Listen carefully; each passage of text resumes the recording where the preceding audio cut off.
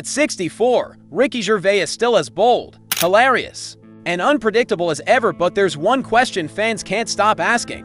Why won't he marry the woman he's loved for over 40 years? In a world obsessed with tradition, Gervais stands alone, living life entirely on his own terms. No ring, no children, no apologies, and now, for the first time, he's opening up with brutal honesty about why.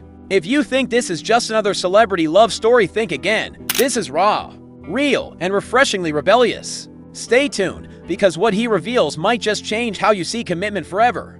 Born on June 25, 1961, in Reading, Berkshire, Ricky Gervais grew up in the working-class suburb of Whitley.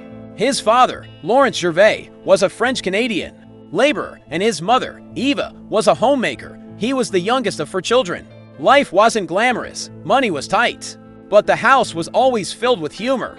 Those early years shaped Ricky's grounded worldview, real, skeptical, curious, and never afraid to ask questions. By his teenage years, Gervais had already taken a sharp turn away from conventional thinking. When he asked his mother why God would allow children to suffer, her response, "Don't question things like that," wasn't enough. That moment cemented his atheism. Since then, he's looked to reason, science, and facts, and that philosophy bleeds into every joke he tells. For Gervais, comedy is truth-telling, sharp, uncomfortable, and often controversial. Before comedy found him, Gervais tried music. In the 1980s, while studying philosophy at University College London, he formed a pop duo named Siona Dancing with his friend Bill McRae. They got signed by London Records and even had a minor hit, More to Lose, in the Philippines, but in the UK, it flopped.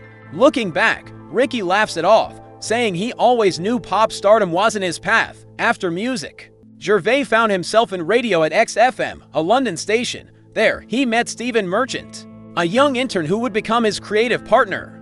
That partnership led to the creation of The Office, shot in a documentary style. The show was dry, awkward, and uncomfortably real.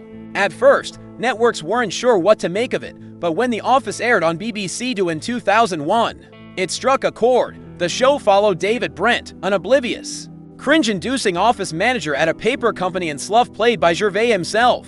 Brent became one of the most iconic characters in British comedy. The show changed television and launched Gervais into superstardom. Then came the unexpected twist: The Office was adapted in the United States, becoming a cultural phenomenon all over again. Following that success, Gervais continued to blur the lines between comedy and raw emotion. In Extras, he played Annie Millman, a struggling actor dealing with failure and fame. The show featured hilarious celebrity cameos, but beneath the humor, it wrestled with self-worth and authenticity. Then came Derek, a sweet, tear-jerking show about a kind-hearted man working in a care home. Some critics found it too sentimental, others praised its heart. But in 2019, Gervais delivered what many consider his masterpiece, Afterlife. The show, streaming on Netflix, tells the story of Tony Johnson, a local journalist who loses his wife to cancer and spirals into grief. It's dark, brutally honest, and somehow still funny. It connected deeply with audiences worldwide, offering a raw look at depression, grief, and the fight to find purpose. Over 3 seasons, Afterlife proved what Gervais always knew: comedy can be a lifeline in the darkest times. But Ricky Gervais isn't just known for his talent. He's known for his honesty, blunt, fearless, and often uncomfortable. He has zero interest in political correctness and has said many times that offense is not the same as harm. In his mind, being offended is a subjective reaction, not a wound. He's challenged the idea that people should be protected from discomfort, arguing that the best comedy comes from tackling the most difficult topics. This perspective has sparked many controversies. He's made jokes about religion, gender, death, and celebrity culture. He's clashed with activists online, particularly around gender identity. He's been accused of being insensitive, but Gervais defends himself by saying comedy should never be censored. To him, if comedians start apologizing for making people uncomfortable, then comedy is already dead. One night, he proved just how far he was willing to go. On January 5th, 2020, at the 77th Golden Globe Awards in Los Angeles, Ricky Gervais walked onto the stage at the Beverly Hilton Hotel for what would be his final time as host. The speech that followed would become one of the most talked about monologues in award show history. In under 8 minutes, Gervais torched the room. He mocked everyone from Jeffrey Epstein to tech giants like Apple, Amazon, and Disney. One of the most jaw-dropping lines: "You say you're woke, but the companies you work for are unbelievable." He followed it up by telling the celebrities not to lecture the public. "You're in no position to talk about the real world, you know nothing." The reactions were mixed: shock, laughter, anger. Clips went viral. Some called it tasteless. Others hailed it as the truth no one else had the guts to say. But as always, Gervais didn't care what people thought. He wasn't there to make friends. He was there to tell the truth. Yet behind the sharp tongue and savage wit, there's another side to Ricky Gervais, a deeply loyal, private man who has shared his life with one woman for over 40 years. Her name is Jane Fallon. They met at University College London in the early 1980s and have been inseparable ever since. But here's what still stuns fans: they've never gotten married. Their reasoning: they simply don't see the point. Gervais has said in interviews that they're married for all intents and purposes. They share everything. They've been together longer than most married couples. And more importantly, as atheists, they don't believe in doing something just to satisfy tradition or religious custom.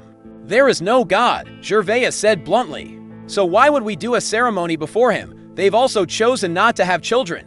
According to both Ricky and Jane, parenthood just wasn't something they desired. She once said she never saw herself as a mom. And Gervais has admitted he'd be a nervous wreck around a baby. "I worry enough about the cat falling into the pool," he joked. "With a child, I'd never sleep again." Still, they've experienced deep love and companionship through their pets. Their first cat, Ollie, was a gift from Jonathan Ross. After Ollie passed away, they adopted Pickle, who now rules their luxurious home in London, despite never marrying.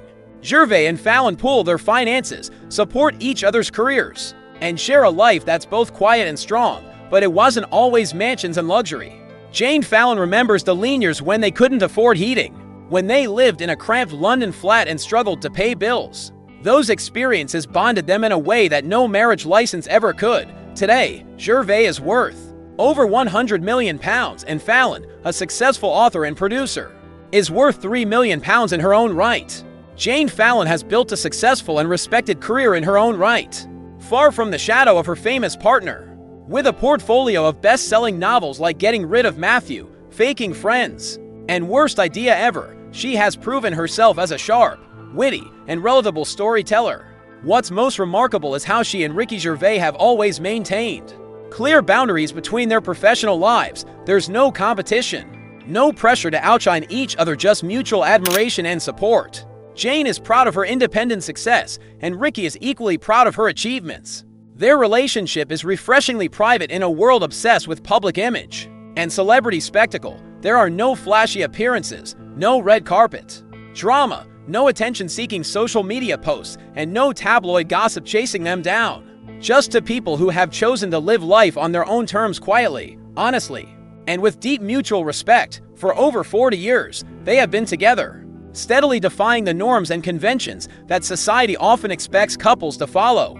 No marriage, no children, and yet their bond has remained one of the strongest, most sincere, and most respected partnerships in the world of entertainment. Their story offers a powerful and liberating message. Love doesn't need to follow a script written by tradition or social expectations. It doesn't require rings, big weddings, or legal documentation to be real or valid. What love truly needs is respect, honesty, shared values, and above all, the freedom to grow both as individuals and as a couple, walking through life hand in hand. For Ricky Gervais, that freedom has always been essential, not only in love, but in every area of his life, especially his creative work.